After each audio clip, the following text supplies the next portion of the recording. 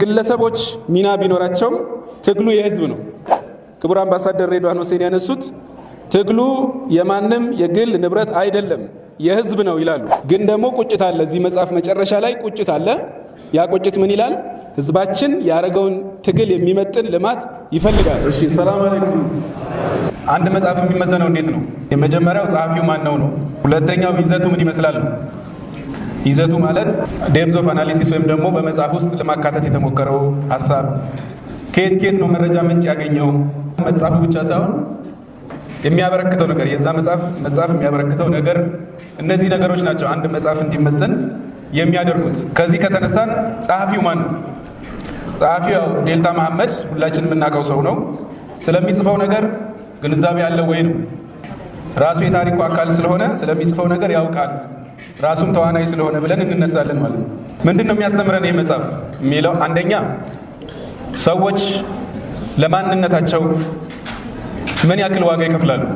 እኔ የምናገረው ቋንቋ የተለየ ነው፣ ባህሌ የራሱ መገለጫ አለው፣ ይታወቅልኝ ከሚል የሚነሳ ትግል ነው፣ ሰላማዊ ትግል ነው። ይሄን ካየን ዓለም አቀፋዊ መብት ነው። ይሄን ዓለም አቀፋዊ መብት በእኛ ሁኔታ ስንወስደው፣ በስልጤ ሁኔታ ስንወስደው የተደረገበት ትግሉ መነሻ ሀሳብም ትግሉ የተካሄደበት መንገድም አስተማሪ ነው። እንደምናውቀው ሁላችን ስልጤ ያው ዲነክ ይወዳን የት አደክ ይወዳል። ስልጤ ሃይማኖቱን ይወዳል። ሃይማኖቱን ስለሚወድ ሀገሩን ይወዳል። ሀገሩን የሚወድ ደግሞ ማንነቱን ይወዳል የሚለውን እናያለን ማለት ነው። የስልጤ ማንነት ትግል በስጦታ የተገኘ አይደለም። ይሄ ማለት ሰዎች ሞተዋል። ከስራ ገበታ መፈናቀል፣ እስር፣ መንገላታት፣ ረሃብ፣ ጥማት፣ ማስፈራሪያ፣ ወከባ እነዚህ በሙሉ ተደርገዋል። ስለዚህ ለማንነት የተደረገው ትግል እስኖት ጊፍት ማለት ነው፣ ስጦታ አይደለም። ህገ መንግስቱ አስቻይ ሁኔታ ፈጥሯል። ነገር ግን ማንነቱ የተገኘው በትግል ነው፣ በስጦታ አይደለም። ክቡር አምባሳደር ሬድዋን ሁሴንም በመጽሐፍ ውስጥ እንዳነሱት ዋናው ጥያቄ የሚጀምረው እኔ ማን ነኝ ከሚል ነው። እሳቸውም ትግል የጀመሩት እኔ ማን ነኝ ከሚል ጥያቄ ተነስተው ነው። በህይወትም እዚህም የተገኙ ሰዎች ትግል እንዴት እንደጀመሩ ማብራሪያ ሲሰጡ እኔ ማን ነኝ ከሚል ጥያቄ ተነስተው ነው የጀመሩት። ስለዚህ ማንነትን በሚመለከት የሚደረግ ትግል የሚጀመረው እኔ ማን ነኝ ከምትል የመጀመሪያ ጥያቄ ናት ማለት ነው። የሰዎች ምልከታ ነው እዚህ ውስጥ መጽሐፍ ውስጥ የተስተናገደው። ሰዎች ናቸው የሚተርኩት። ስለዚህ ይሄ ከግምት ውስጥ መግባት አለበት። መጽሐፉ ስታነቡ አንዳንድ ሰው ጥሩ አድርጎ ትዝታ ሊኖረው ይችላል። አንዳንድ ሰው የተጣመመ ትዝታ ሊኖረው ይችላል። አንዳንድ ሰው የነበረውን ክስተት የሚገልጽበት መንገድ አሰባሳቢ ሊሆን ይችላል። አንዳንድ ሰው የነበረውን ክስተት የሚገልጽበት መንገድ አንደኛውን ወገን ሊያስከፋ ይችላል። የተራኪነት ሚና ለማን የተሰጠው? ለሰዎቹ ነው።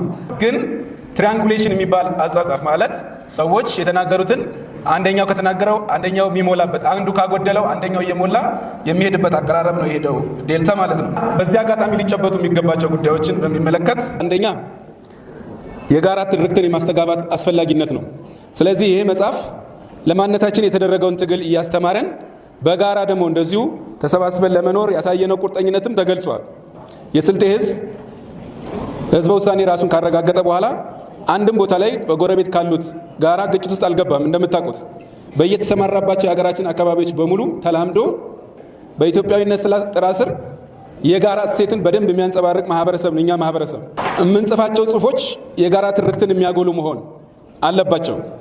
የየተናጠል ትርክቶች ከሚሰጡን ዋጋ በላይ የጋራ ትርክቶች አብረው ያኗኑሩናል። ግለሰቦች ሚና ቢኖራቸውም ትግሉ የህዝብ ነው። ግለሰቦች የማስተባበር አቅም ነው የሚኖራቸው። ከህዝብ ቀደም ብለው ንቃተ ህሊና ስለሚኖራቸው ያስተባብሩ ይሆናል። የማንነት ትግል ግን የህዝብ ትግል ነው። ስለዚህ የትግሉ ባለቤት ማን ነው? ህዝብ ነው። አንድ አካባቢ ብዙ ታግሏል፣ አንድ አካባቢ የተወሰነ ትግል ያደርገው የሚል አይነት ቅኝት አያስፈልገንም።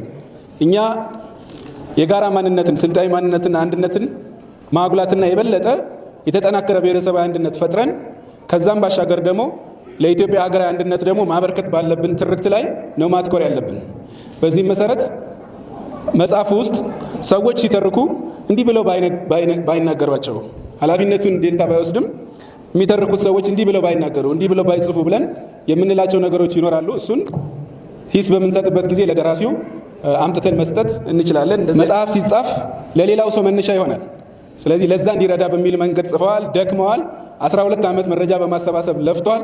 ወንድማችን ይሄን ያደረገው ለህዝባችን ታሪክ ለማቆየት ቀጥሎ ያለው ትውልድ እንዲማር እንደኛ ብዙ ግንዛቤ የሌላቸው ሰዎች ደግሞ ከታሪኩ እየተማሩ የበለጠ እንዲነሳሱ እስከ 93 በተደረገው ትግል እንዲህ ከተደረገ ከዛ በኋላ ደግሞ ህዝቡ ተአምር ሰርቶ አሳይቷል።